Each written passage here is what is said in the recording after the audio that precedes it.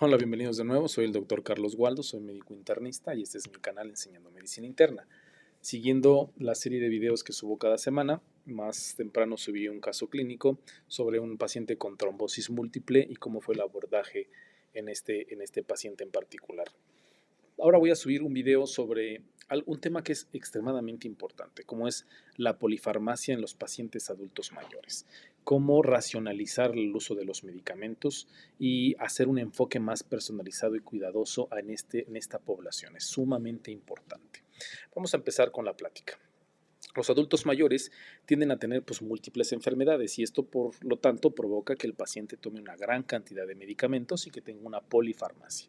Esto pues va a aumentar el riesgo de malos resultados. La cantidad de medicamentos que puede usar una persona es un factor de riesgo para muchas cuestiones. Desde los efectos secundarios que se agregan de los diferentes tipos de medicamentos, que el paciente tenga incumplimiento en los medicamentos al tener tantos fármacos, puede tener alguna confusión y dejar de tomar algunos que son verdaderamente necesarios.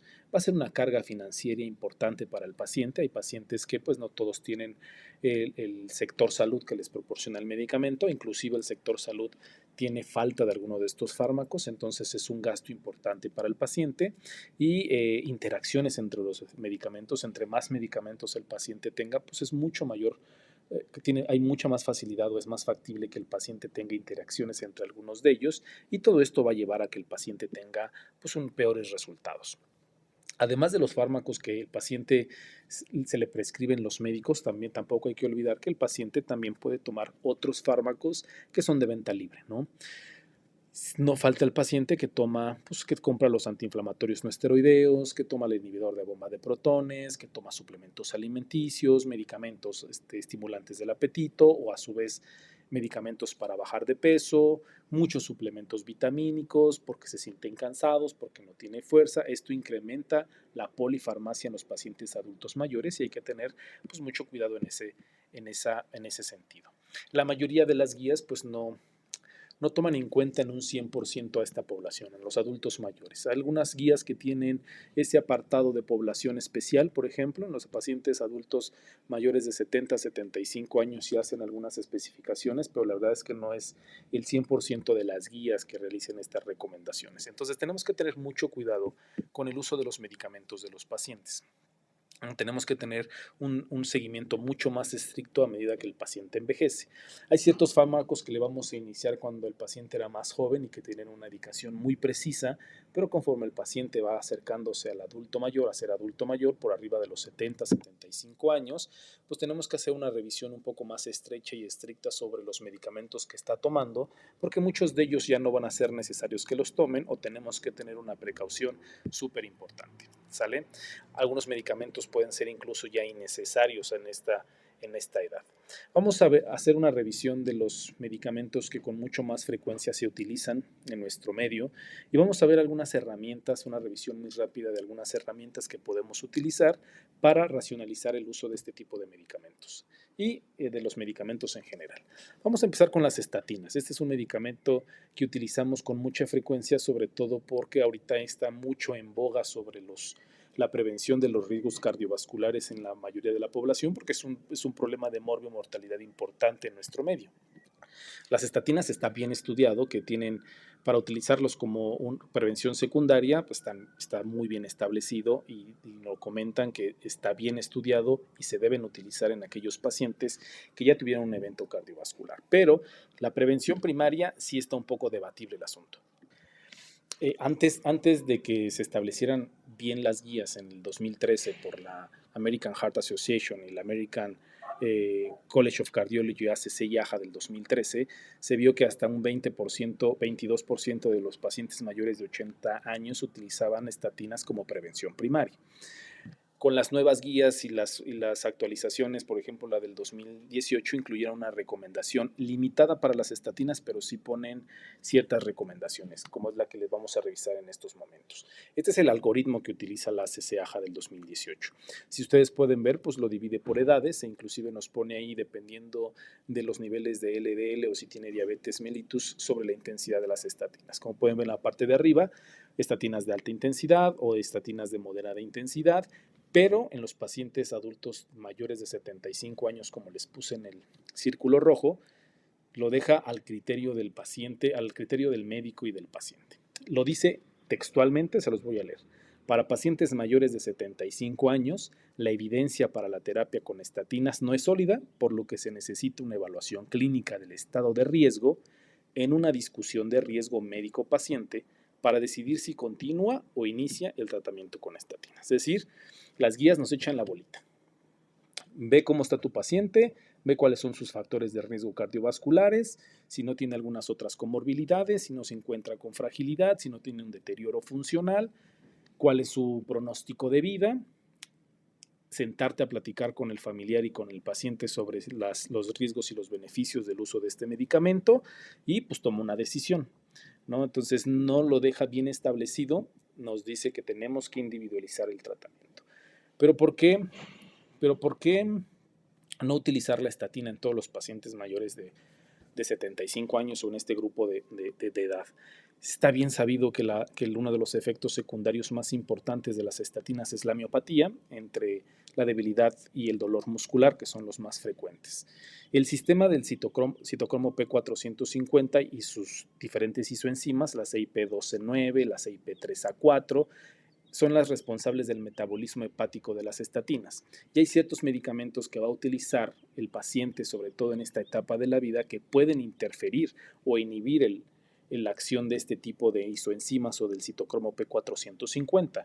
Como por ejemplo, el ejemplo que les pongo aquí, el amlodipino, la amiodarona, el diltiazem, puede provocar que inhibir la isoenzima 3A4 y esto, ¿qué es lo que va a generar? Pues que los niveles séricos de las estatinas incrementen.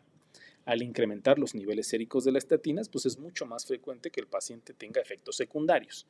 Y los efectos secundarios pueden ser bastante importantes, ¿no? Las miopatías, el dolor muscular, la debilidad muscular y en casos muy extremos, pues rabdomiólisis, ¿no? Entonces hay que tener mucho cuidado sobre la interacción de los medicamentos que el paciente utiliza si es que hemos tomado la decisión de iniciar estatinas.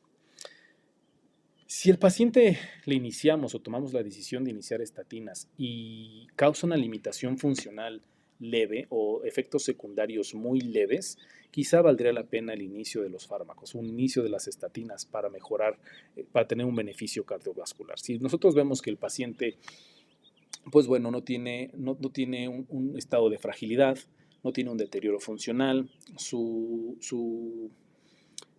su vida no va a terminar a corto plazo, los efectos secundarios no son tan importantes, pues podemos empezar con una dosis baja de las estatinas e irla incrementando de manera paulatina hasta que alcancemos una dosis de moderada intensidad, que el paciente no tenga tantos efectos adversos y tendremos un beneficio cardiovascular para nuestro paciente.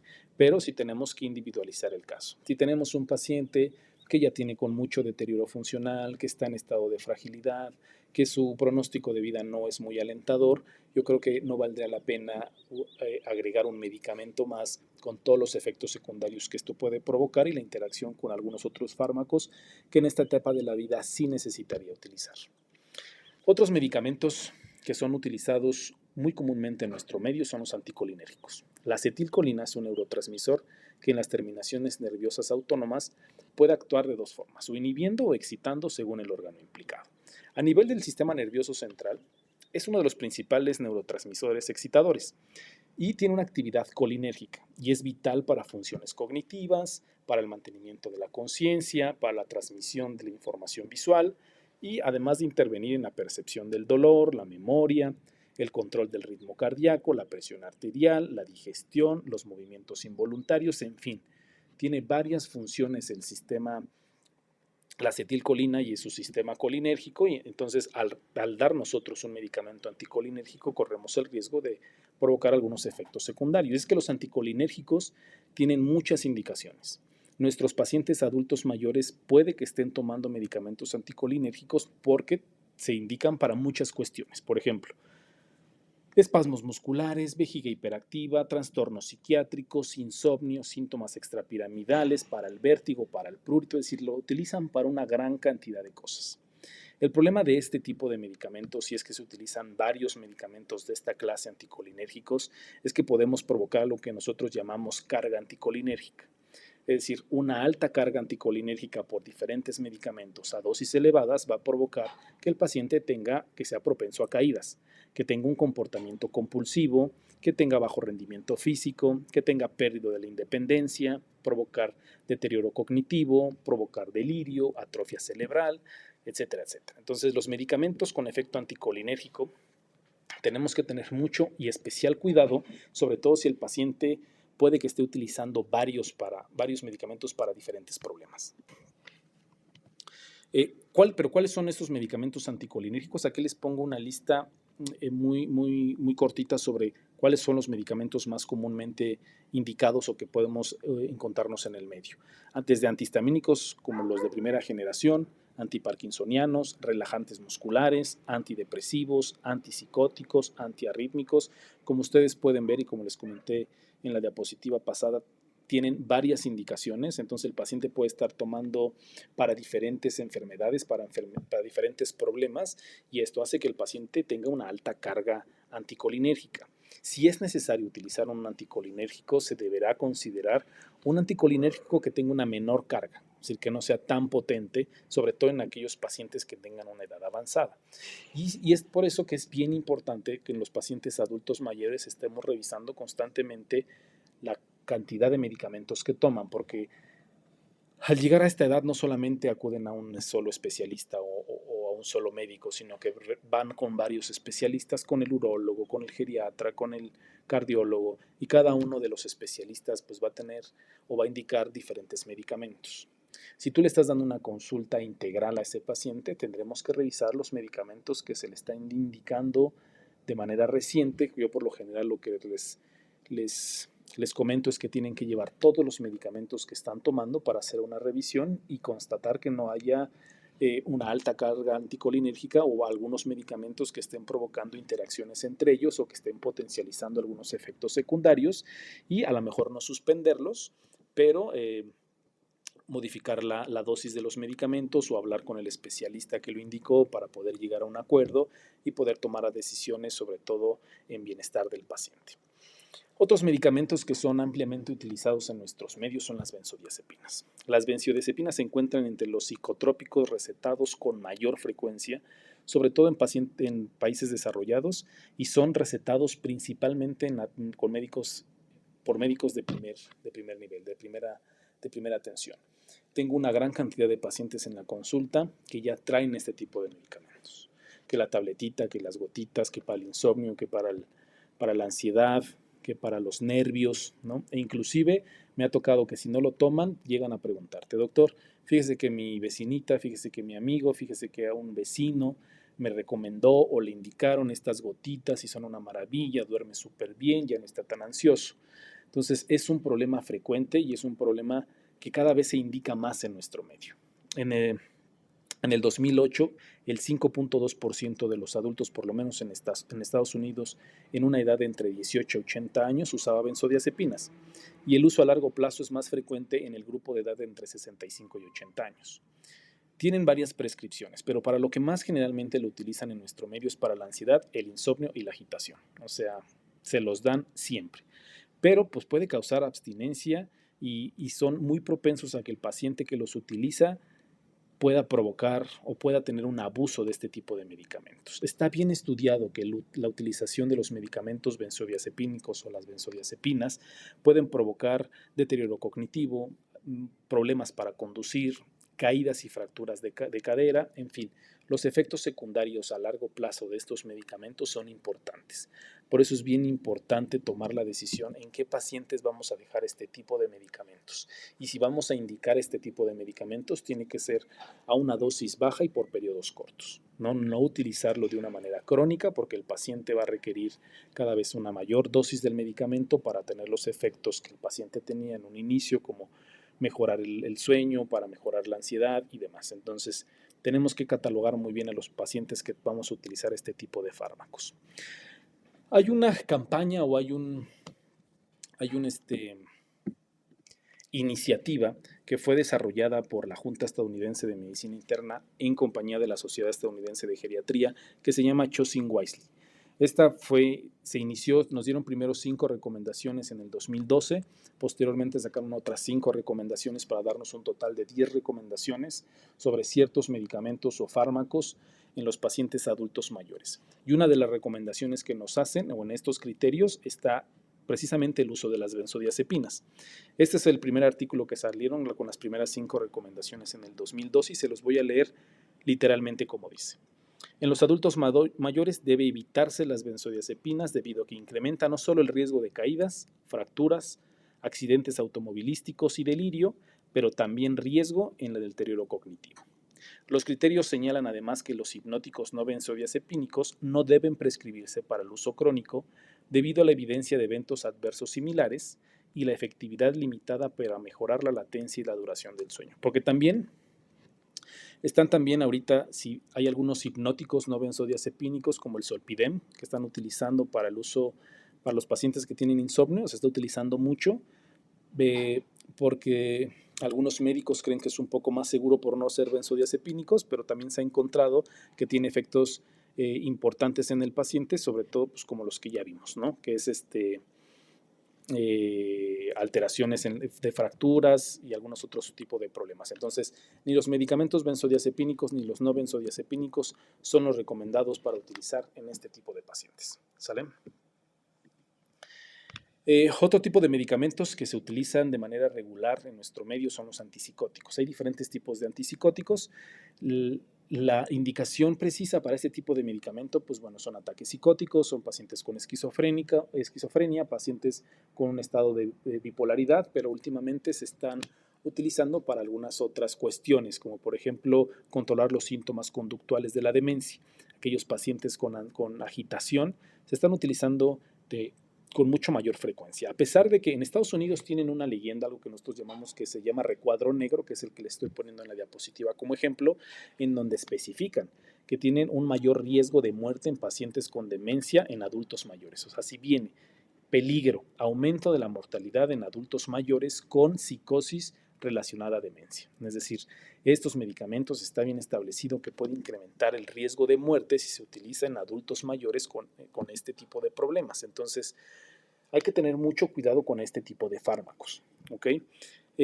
Si bien los adultos mayores con frecuencia exhiben agresión, resistencia a la atención, pueden ponerse agresivos, pueden ponerse muy inquietos y puede utilizarse este tipo de fármacos, vamos a tener un beneficio realmente muy corto y va a provocar pues sedación excesiva que puede empeorar todavía más la condición cognitiva y aumentar la probabilidad de caídas, accidentes e inclusive la muerte. Entonces, no están indicados en este tipo de pacientes. Lo que se recomienda son las medidas no farmacológicas como tratamiento de primera línea y sí y solo si las medidas no farmacológicas no funcionan, podríamos utilizar este tipo de fármacos, pero tenemos que estar bien conscientes de los efectos secundarios que se pueden presentar y esto se le tiene que platicar a conciencia a los familiares e inclusive al paciente si está en condiciones. La misma iniciativa o la campaña de Choosing Wisely también nos hace una recomendación al respecto de este tipo de medicamentos. Estaría bien que la leyeran. De todas maneras, les dejé el enlace, bueno, les voy a dejar el enlace en los comentarios de los videos para que se puedan meter. Está muy interesante, nos habla sobre no solamente estos 2 medicamentos de las benzodiazepinas y antipsicóticos, sino que nos dan otras recomendaciones. En total son 8 recomendaciones en los adultos mayores. Valdría la pena que le den una checadita, que le den una leída. Son muy rápidos, son muy concisos y nos pueden ayudar en el tratamiento de pacientes en esta etapa de edad. Entonces, específicamente de los antipsicóticos, comentan que no se deben utilizar antipsicóticos de primera línea para tratar la conducta y los síntomas psicológicos de la demencia. No está indicado porque pueden provocar lesión renal aguda, así como un mayor riesgo de caídas y fracturas, por ejemplo, un 52% más de riesgo de una caída grave y hasta un 50% de riesgo de una fractura osteoporótica no vertebral. Entonces, hay que tener mucho cuidado, ¿no?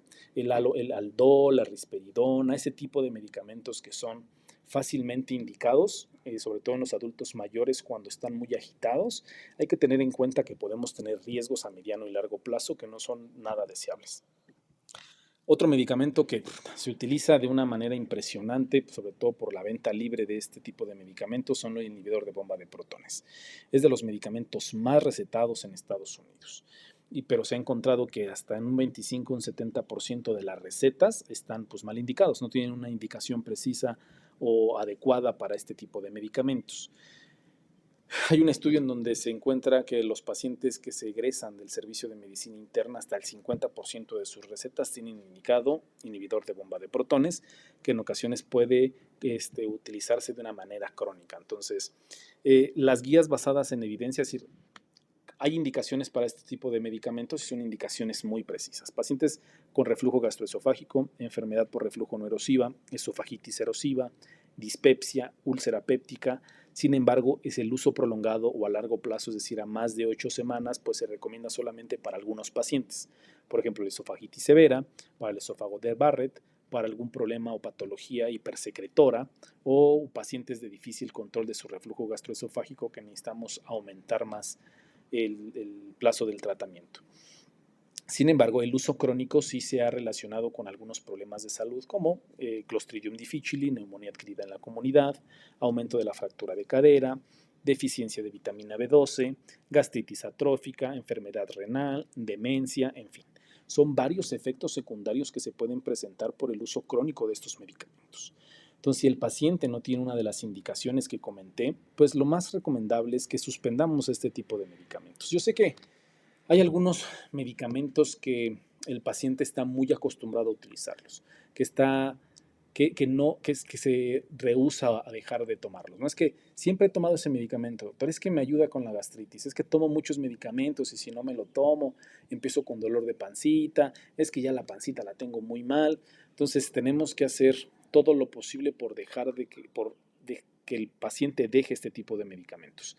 Hay algunas herramientas que podemos utilizar y que nos guían, que nos pueden guiar para la suspensión o para que el paciente deje este tipo de medicamentos. Esta es una de las páginas que se llama theprescribing.org, en donde tiene consejos prácticos para los médicos y para los pacientes sobre cómo descontinuar los inhibidores de bomba de protones. Tiene algunos videos, tiene algunos algoritmos, tiene algunas pautas que podemos seguir para que nosotros podamos suspender el medicamento a este tipo de pacientes. Esta es la página principal.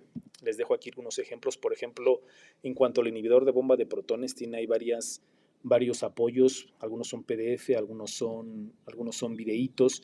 Mire, pero vamos a poner el ejemplo, si pusiéramos el algoritmo para suspender el inhibidor de bomba de protones, lo que te va a desplegar, pues es este algoritmo que te va a llevar de la mano con el paciente que está utilizando inhibidor de bomba de protones y cómo irlo desescalando hasta poder suspender el medicamento. Creo que es una herramienta bastante buena. También se los voy a dejar en los comentarios para que le puedan dar una checadita.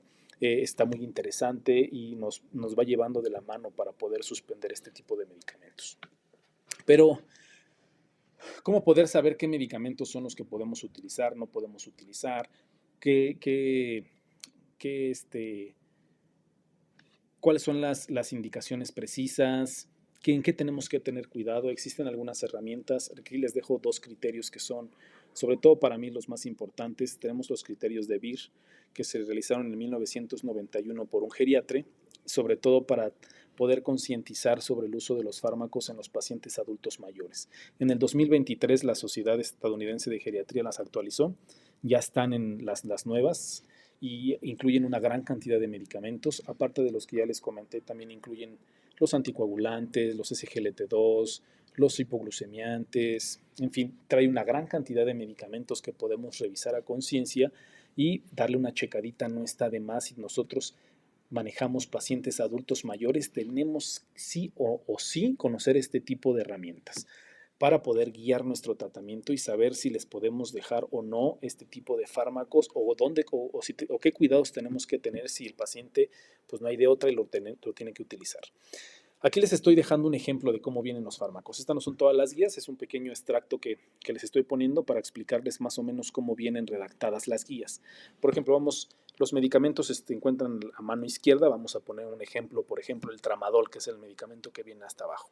El siguiente viene cuáles son los cuidados o lo que puede provocar este tipo de fármaco.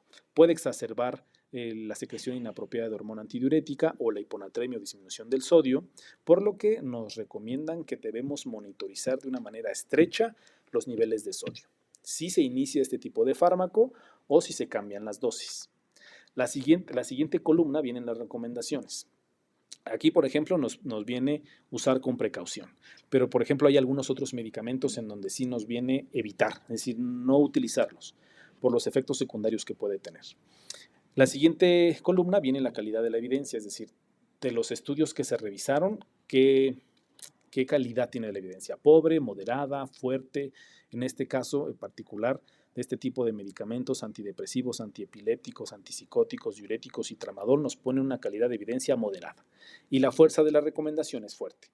Entonces, así vienen como este ejemplo muchos de los medicamentos que utilizamos en los adultos mayores, entonces sí vale la pena que le den una checadita. Otra de las herramientas para la prescripción que podemos utilizar y encontrar para guiarnos son los criterios Stop-Start. Se dividen prácticamente en dos. Este es el artículo, se lo estoy poniendo en las diapositivas, pero vienen prácticamente en dos. Stop son aquellos medicamentos que los utilicemos con mucha precaución o de plano no los utilicemos, y Start, aquellos medicamentos que sí tenemos que utilizar y en qué momentos tenemos que utilizarlos. Aquí le estoy poniendo unos ejemplos.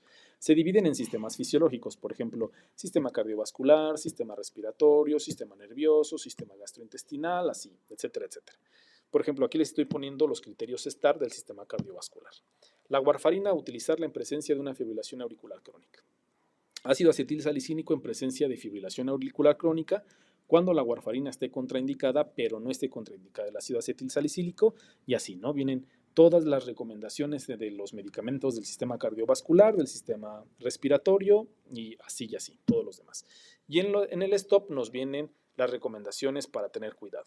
Por ejemplo, sistema cardiovascular, dioxina, dosis superiores de 125 microgramos día a largo plazo en presencia de insuficiencia renal va a provocar aumento del riesgo de intoxicación. Y así también todos los medicamentos que son frecuentemente utilizados en este grupo de edad, cuáles sí, cuáles no y cómo hay que tener cuidados.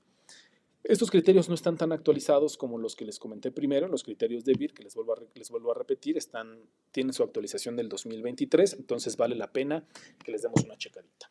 ¿Sale? Entonces, es una revisión muy rápida sobre los fármacos que más comúnmente utilizamos o encontramos que utilizan los adultos mayores en nuestra consulta, pero pues bueno, así como estos, hay muchos fármacos que tenemos que estar vigilando. El paciente adulto mayor tiene una gran polifarmacia y muchos de esos medicamentos por la edad ya no están indicados, ya no se deben de prescribir. A lo mejor antes estaban bien indicados cuando el paciente era más joven, pero llega en este momento y en esta etapa de su vida en el que tenemos que ser muy estrictos en cuanto al tratamiento con el paciente adulto mayor. Cuáles sí, cuáles no, cuáles a qué dosis, bajar la dosis, suspenderlos, platicar con el paciente sobre los efectos secundarios, sobre los beneficios del medicamento. En fin, tenemos que individualizar el tratamiento. Es como una pequeña continuación del video que subí previamente sobre individualizar los medicamentos que utilizamos para prevenir el riesgo cardiovascular en estos adultos mayores. Pues bueno, aquí también, pero para todas las enfermedades. Para todos los problemas que el adulto mayor tenga, tenemos que hacer una evaluación muy estricta y muy estrecha sobre cuáles sí, cuáles no. Y tenemos que tomar en cuenta varios factores. Las comorbilidades, la esperanza de vida, si el paciente tiene fragilidad o no, cómo está el estado funcional, cómo está su estado cognitivo, la cantidad de fármacos que utiliza, revisarlos de manera constante en cada consulta, cada que los veamos en consulta, revisar todos los fármacos, revisar cuáles son los prioritarios, cuáles podemos prescindir, en fin, tenemos que tener una vigilancia estrecha de este tipo de fármacos, platicarlos con el familiar y con el paciente, todo en pro de la salud de nuestros pacientes. Este fue un video rápido, no fue tan largo, pero sí quería abordarlo, sobre todo porque los adultos mayores en varias guías o en varios artículos hoy en día los dejamos un poco al lado, ¿no? No se estudian o no hay tantos estudios en este grupo de edad, por lo general están excluidos de muchos de los estudios, entonces sí tenemos que individualizar el tratamiento con estos pacientes. Si de por sí la medicina es individualizar el tratamiento en cada paciente, en los adultos mayores tenemos que ser un poco más estrictos en ese sentido. Espero que haya sido de su agrado, espero que les haya gustado este video. Si no me siguen, síganme, suscríbanse, déjenme un comentario qué temas les gustaría que abordara, qué temas les gustaría que que suba en las próximas semanas. Mis redes sociales, Facebook, Instagram, Dr. Carlos Waldo, si me gustan seguir. Y eso es todo. Que tengan un bonito día y que tengan una excelente semana.